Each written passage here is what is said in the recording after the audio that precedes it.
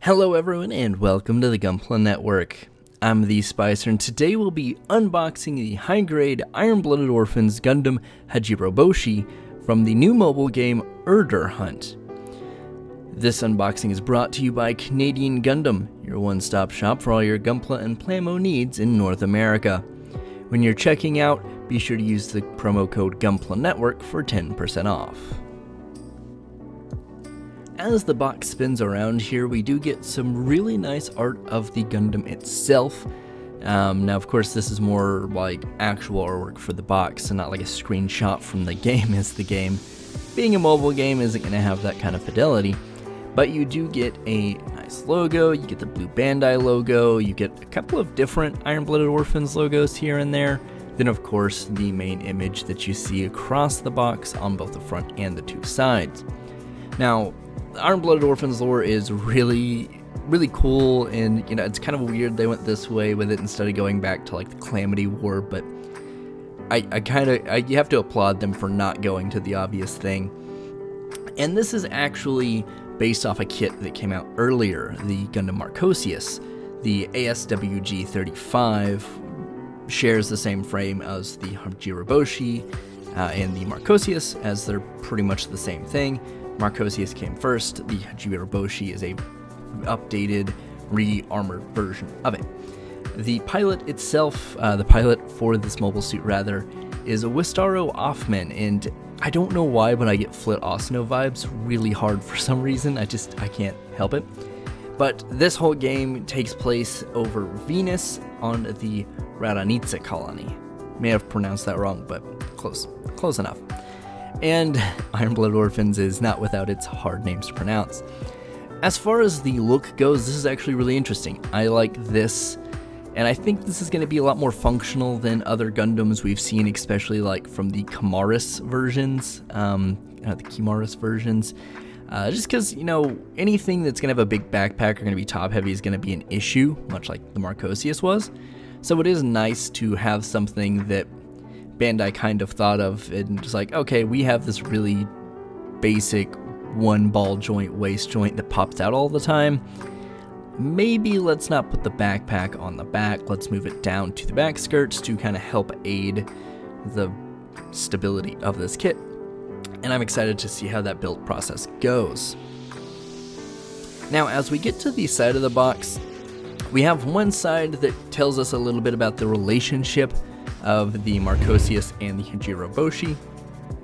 It uses the Marcosius as a promo image as well as the Barbados to be like, hey, here's some other model kits from this line, go ahead and get into them. Then you have the barcode and all the warnings. You have the same art that you saw on the front on either of the short sides, and then on the other side you get all the gimmicks. And while there's not much to this kit, what is there is really nice. You get the Smart Mace, the Crab Shield, and the 110mm short rifle. Then you get the little thrusters that come off of the waist, kind of on the butt flaps. And they're a really distinctive look, but I think they look really cool. In a way, this almost kind of gives me Zeta era vibes. I'm not sure why, but it just seems kind of like that Advances Zeta era, let's just staple a bunch of stuff to a frame and hope it works. And I think it does. It's going to have a very distinctive silhouette, and it's going to look different enough from the rest of your Iron-Blooded Orphan stuff to warrant putting it on the shelf next to them. Now, as far as the actual plastic that comes in the box, we have the A-plate, which is going to make up the general frame itself. Now, of course, we're probably going to see a lot of the similar stuff that we'd seen on the Marcosius, and likely on our friend here, the Lupus. So, a lot of these frames get reused, not a big deal, makes total sense for this line, but hopefully, with the way it's designed, it is stable. We also have the B1 plate, which is going to make up the weapons, and then some of the feet, the V-fin, different parts here and there. And there's actually 4 colors, which is kind of impressive. You don't get this on the B2 plate that we'll see in a second, but you get black, kind of a gunmetal, actually 2 different shades of yellows now I'm thinking about it, and a red. So you actually get 5 colors. Pretty impressive. B2 is going to cut that down to just 3 colors, 1 yellow, 1 black, 1 red, to make up the rest of like the feet, the backpack, and the little fin thingies. Then we move into the C plate, which is going to make up most of the armor here. And I'm really glad I chose the Barbados for this because the color of this plastic is very different than just your traditional white. It's a very, very, very lightly hued lavender, but it's like a cream color with a hue of lavender in it. You can see it in a good contrast while the Barbados is shadowed. You can still see it. And we also get that same coloration on the C2 plate, which is just pretty much continuation just to build the other parts, the shoulders, the legs, and so on. And then that's really it. We have the PC joints as well, so there's not a whole lot going on, honestly, in terms of what you get in the box. It seems like it's going to be a really straightforward build, which for IBO stuff, I'm actually kind of relieved about. One issue that has always come with the Iron-Blooded Orphan stuff with the way they're designed is the more that's on the top of the mobile suit, the worse the mobile suit typically is in plastic form. Just because in high grade, that one ball joint is only going to be able to do so much. So something like the Lupus Rex, or yeah, I guess the Lupus Rex, the Lupus, or the more basic forms of the Barbados are good, the Grazes are good.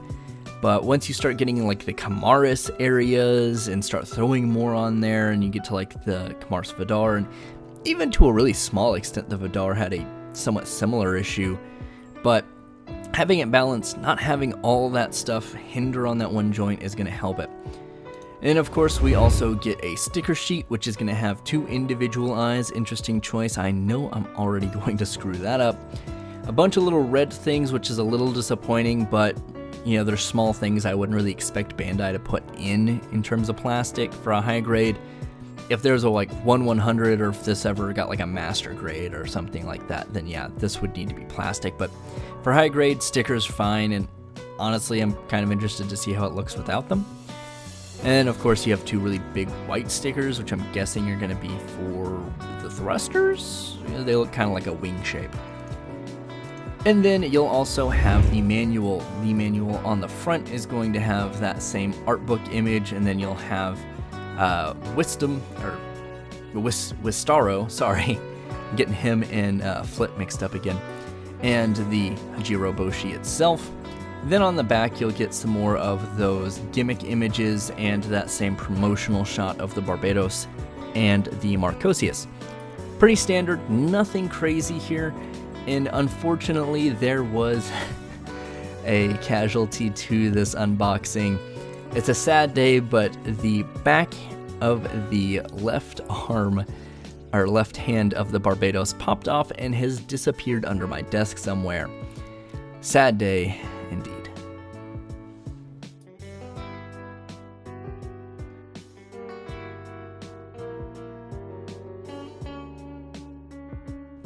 But that has been it for this unboxing. I'm very excited to tear into this. There's a lot of little things I'm excited about, and generally speaking, I think this design is just very visually interesting.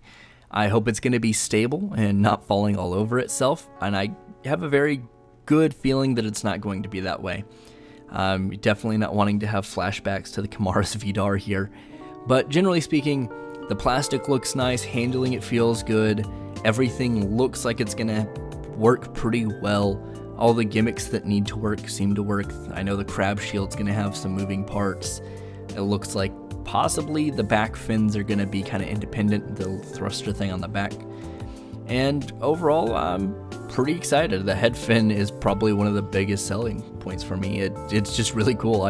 For some reason, any mobile suit that has like a really tall V-fin thing, like the Aegis, the Justice, the Infinite Justice, this, any other really tall fin thing, the Geminus from Gundam Wing, I just love that. So I'm really excited to get into it. Let me know in the comments down below what you think, and if you've built it, how was the build process? What did you like? What did you dislike? And of course, keep an eye out for the review that'll be coming soon. Anyway, this has been the Spicer. This has been the unboxing for the high-grade Gundam Hajiroboshi. And as always, friends, keep on building.